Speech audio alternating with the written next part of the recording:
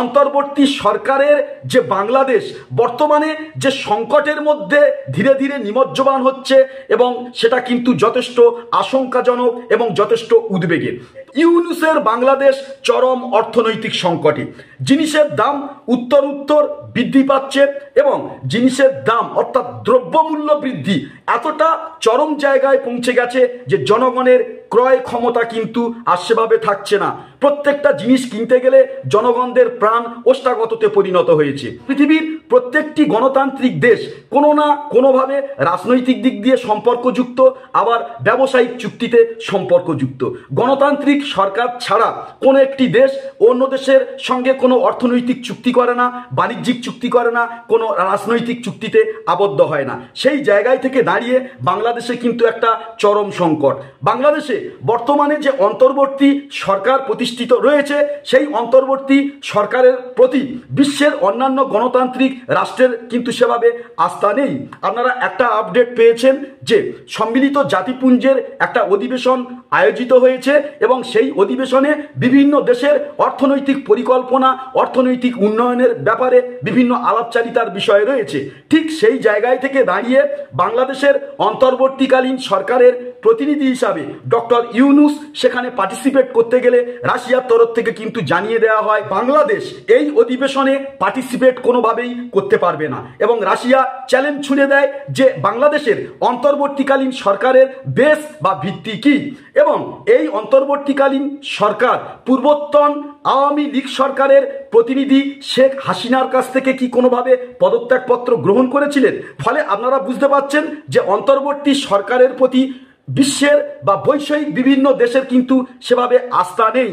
ফলে এই মুহূর্তে বাংলাদেশের সঙ্গে বিভিন্ন দেশের যে পররাষ্ট্রীয় সম্পর্ক, বিভিন্ন ক্ষেত্রে অর্থনৈতিক যে চুক্তি, বিভিন্ন ক্ষেত্রে বাণিজ্যিক চুক্তি, সেখানে কিন্তু এক জটিল পরিস্থিতির জন্ম হতে চলেছে।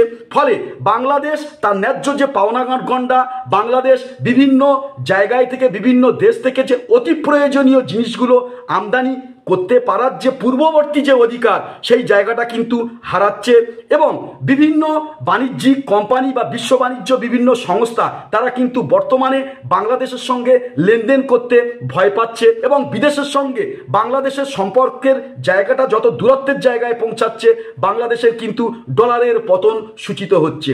কারণ বর্তমানকালে বিভিন্ন দেশের সঙ্গে আর্থিক এবং বাণিজ্যিক যে সম্পর্ক, সেই জায়গাতে যদি ব্যাঘাত আসে তাহলে যে কোনো দেশের অর্থনৈতিক জিডিপি রেট কিন্তু কমতে শুরু করে। সেটা কিন্তু বাংলাদেশের ক্ষেত্রে বর্তমানে আমরা দেখতে পাচ্ছি। ঠিক এই জায়গায় থেকে দাঁড়িয়ে বাংলাদেশের এই দুর্বলতার সুযোগ নিয়ে বাংলাদেশের কিছু সংখ্যক মানুষ অতি সক্রিয় এবং অতি স্বাধীনতা দেখাচ্ছে, যে স্বাধীনতা কিন্তু দেশ, জাতি এবং কালের স্বার্থের বিপরীতে কাজ করছে। যদি বলেন কেন মানুষের স্বাধীনতা কখনো দেশের বিপরীতে হয়? হ্যাঁ, যদি কখনো কোনো মানুষের ব্যক্তিগত স্বাধীনতা, ব্যক্তিগত বাকস্বাধীনতা এমন একটা জায়গায় পৌঁছায় যেটা জাতীয় স্বার্থ, দেশের স্বার্থের বিপরীতে কাজ করে, তাহলে সেই ব্যক্তি স্বাধীনতাকে খর্বকরণ করা উচিত। ঠিক এই জায়গায় থেকে দাঁড়িয়ে বাংলাদেশের কিছু ছোট বড় কিছু মিডিয়া আছে, বিশেষ করে বেশ কিছু পেজ আছে, সেখান থেকে এমন ধরনের বার্তা ছড়িয়ে দেওয়া হচ্ছে, এই মনে হয় ভারতের সঙ্গে বাংলাদেশের একটা চরম সংঘাতের জায়গা তৈরি হচ্ছে, এই মনে হয় বাংলাদেশ ভারতকে এই করে দিচ্ছে, ভারত ওই করে দিয়ে দিচ্ছে। ফলে এই রকম যে একটা মিথ্যা গুজব ছড়ানো হচ্ছে, এর ফলে কিন্তু একদিকে যেমন বাংলাদেশের সাধারণ মানুষ, যারা স্বল্প শিক্ষিত মানুষ, তারা কিন্তু দিক বিভ্রান্ত হচ্ছে, তারা ভারত বিরোধীতে পরিণত হয়েছে। আবার বাংলাদেশের এই মানসিকতা এটা কিন্তু বিশ্বের বিভিন্ন দেশগুলো প্রত্যক্ষ করছে। আপনারা প্রত্যেকেই জানেন বিভিন্ন দেশ একে অপরের সঙ্গে উন্নতির স্বার্থে সম্পর্কযুক্ত।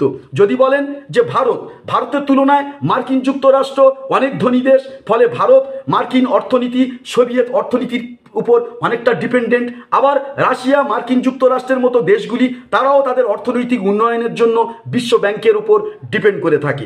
তেমনি ভারতের থেকে যদি আমরা ধরি, বাংলাদেশ অনেকটা ছোট দেশ, তার অর্থনৈতিক অবয়ব, অর্থনৈতিক কাঠামো অনেকটা ছোট।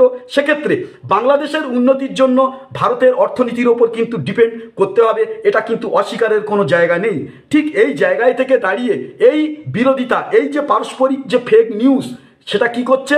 ভারত বাংলাদেশের মধ্যে আন্তঃসম্পর্ককে কিন্তু খারাপ জায়গায় নিয়ে যাচ্ছে, যেটা কিন্তু বাংলাদেশের ক্ষেত্রে অনেকটা বিপজ্জনক। ভারতবর্ষের হয়তো বাণিজ্যিক ক্ষতি সামান্য হতে পারে, কিন্তু বাংলাদেশ এই ক্ষতির চাপ কিন্তু সামলে উঠতে পারবে না। তো দেখুন এখানে যে আপডেটটা উঠে আসছে, ডক্টর ইউনুস তিনি কি বলছেন? ভারত ছাড়া গতি নেই স্বীকারোক্তি মোহাম্মদ ইউনুসের। ভারতের সঙ্গে ভালো সম্পর্ক বজায় রাখা ছাড়া কোনো গতি নেই বাংলাদেশের, এমন মন্তব্য করলেন সেদেশের অন্তর্বর্তী সরকারের প্রধান মোহাম্মদ ইউনুস। যারা বাংলাদেশের নাগরিক পাকিস্তানকে সাপোর্ট করছেন, পাকিস্তানকে ভালোবাসা প্রদর্শন করছেন, তাদের জন্য এই আপডেট। পাকিস্তান থেকে আসা পেঁয়াজের বস্তায় শুধু পাথর, বিপাকে বাংলাদেশি ব্যবসায়ীরা। এবং বাংলাদেশের যে সকল পেঁয়াজ ব্যবসায়ীরা যারা ভারতের বিপরীতে গিয়ে পাকিস্তান থেকে পেঁয়াজ কিনতে গেছিলেন, তারা প্রতিটি পেঁয়াজের বস্তায় 5 থেকে 6 কেজি পাথরের টুকরো পেয়েছেন। তো এর ফলে ব্যবসায়ীরা কিন্তু যথেষ্ট মার খেয়েছেন এবং বাংলাদেশের পেঁয়াজ ব্যবসায়ীরা কোনো মতেই পাকিস্তান থেকে আর পেঁয়াজ আনতে চাচ্ছে না। রাশিয়া শক্তি সম্পদ বাংলাদেশকে প্রদান করে থাকে। বাংলাদেশ কিন্তু বর্তমানে সেই শক্তি সম্পদের অর্থ বা টাকা রাশিয়াকে পেড করা বা রাশিয়াকে না দেওয়ার কারণে রাশিয়া কিন্তু অত্যন্ত শঙ্কিত। এবং এই জায়গায় থেকে রাশিয়া কিন্তু একটা ডেডলাইন বেঁধে দিয়েছে যে 18ই সেপ্টেম্বরের মধ্যে, অর্থাৎ সেপ্টেম্বর মাসের মধ্যে $63 কোটি চায় রাশিয়া এই শক্তি সরবরাহের কারণে এবং অতীত বিল পেমেন্ট করার কারণে। অপরদিকে ভারতের আদানি গ্রুপ বা আদানি গোষ্ঠী তারাও কিন্তু বাংলাদেশে বিদ্যুৎ সরবরাহ করে থাকে এবং এই আদানি গোষ্ঠী মোটামুটি এই মুহূর্তে বাংলাদেশের কাছে পায় প্রায় $80 কোটি মতো টাকা। এবং আদানি গোষ্ঠী কিন্তু বর্ডার লাইন টেনে দিয়েছে অন্তর্বর্তী সরকারকে, যদি এই টাকা নির্দিষ্ট সময়ের মধ্যে না দেওয়া হয় তাহলে 1 থেকে 1.5 মাসের মধ্যে বাংলাদেশে কারেন্ট সরবরাহ পুরোপুরি বন্ধ করে দেওয়া হবে। ভেবে দেখতে পাচ্ছেন যে রাশিয়া যদি শক্তি সম্পদ সরবরাহ না করে থাকে, আদানি গ্রুপ যদি বাংলাদেশকে নতুন করে কারেন্ট যদি না দিয়ে থাকে, তাহলে বাংলাদেশের যে কোনো শিল্প কিন্তু ধ্বংসের মধ্যে পড়ে যাবে এবং বাংলাদেশ রাতের অন্ধকারে ডুবে যাবে। এমনকি ঢাকাতেও জ্বলবে না আলো, ঢাকাতেও চলবে না ফ্যান। তাহলে এই রকমই একটা সিচুয়েশন কিন্তু বাংলাদেশে দেখা দিতে চলেছে। এবং এই জ্বালানি সংকটের কারণে আমরা দেখতে পাচ্ছি বাংলাদেশে একটার পর একটা বস্ত্রবয়ন শিল্প কিন্তু ভেঙে পড়তে চলেছে, ধসে পড়তে চলেছে এবং সেই বস্ত্রবয়ন শিল্পতে লগ আউট ঘোষণা করা হচ্ছে। এখন প্রশ্ন এলো যে শুধু কি এই জ্বালানি সম্পদের কারণে, জ্বালানি সম্পদের অপ্রতুলতার কারণে কি এই বাংলাদেশের বস্ত্রবয়ন শিল্প পতন হচ্ছে? না, আগেই বললাম যে স্বাধীনতার একটা কিন্তু সীমারেখা থাকার দরকার আছে। পূর্ববর্তী স্থিতিশীল সরকার থাকার কারণে শিল্পনীতি বলে একটা জিনিস ছিল, শ্রমিকদেরকে কিভাবে কন্ট্রোল করতে হয়, শিল্পপতিকে কিভাবে কন্ট্রোল করতে হয়, তার একটা সুনির্দিষ্ট গাইডলাইন ছিল। কিন্তু বর্তমানে অন্তর্বর্তী সরকারের শিথিলতার সুযোগ নিয়ে শ্রমিকরা নিরন্তর ধর্মঘটের মাধ্যমে তাদের বেতন বৃদ্ধির আপ্রাণ প্রচেষ্টা চালাচ্ছে, অর্থাৎ তারা স্বাধীনতার চরম বহিঃপ্রকাশ ঘটাচ্ছে এবং এই চরম স্বাধীনতার বহিঃপ্রকাশে জেরবার হয়ে যাচ্ছে শিল্প মালিকরা। তারা তাদের লাভ বা প্রফিট না পাওয়ার কারণে তারা কিন্তু বাধ্য হয়ে তাদের শিল্পকে বসিয়ে দিচ্ছে। ফলে বুঝতেই পাচ্ছেন বাংলাদেশে এখন কি পরিস্থিতি চলছে। তবে অন্তর্বর্তীকালীন সরকার যদি ভারতের সঙ্গে সম্পর্কের স্থিতিশীলতা বজায় রাখে, বিভিন্ন দেশের প্রতি যদি আনুগত্যের ভালোবাসার সম্পর্ক গড়ে তুলতে পারে, তাহলেও অন্তর্বর্তী সরকার কিন্তু বর্তমান পরিস্থিতি থেকে নিজেকে রেস্কিউ করতে পারবে। তো আজকের আপডেট এই পর্যন্ত।